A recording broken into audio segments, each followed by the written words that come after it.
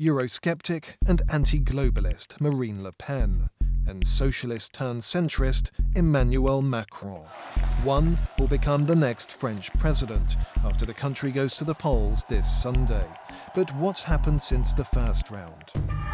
Set against a backdrop of protests against the result, the European Union's executive body went against tradition and took sides. European Commission President Jean-Claude Juncker, EU Foreign Policy Chief Federica Mogherini, and the bloc's Commissioner for Finance, Pierre Moscovici, all openly backed Macron. Le Pen visited a Whirlpool factory in Amiens, Macron's hometown, which is slated for closure. The unexpected visit came at the same time as Macron was visiting union leaders at a local chamber of commerce.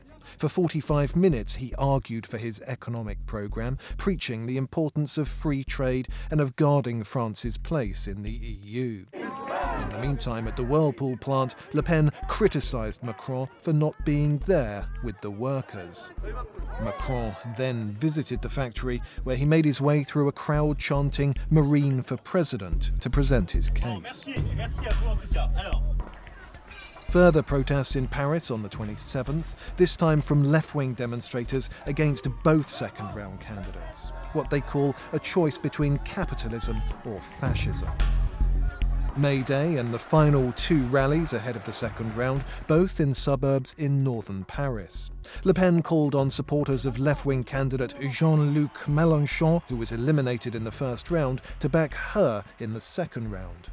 Polling agency Ipsos says her hopes of converting large swathes of supporters are slim, but that Le Pen would benefit if they decided to abstain from backing Macron, essentially casting a blank vote.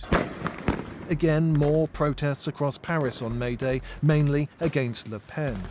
Police shot tear gas and water cannons as they came under attack by Molotov cocktails. In the meantime, a mashup parody video went viral on social media, which highlighted that Le Pen lifted sections of a speech by first-round Republican candidate François Fillon.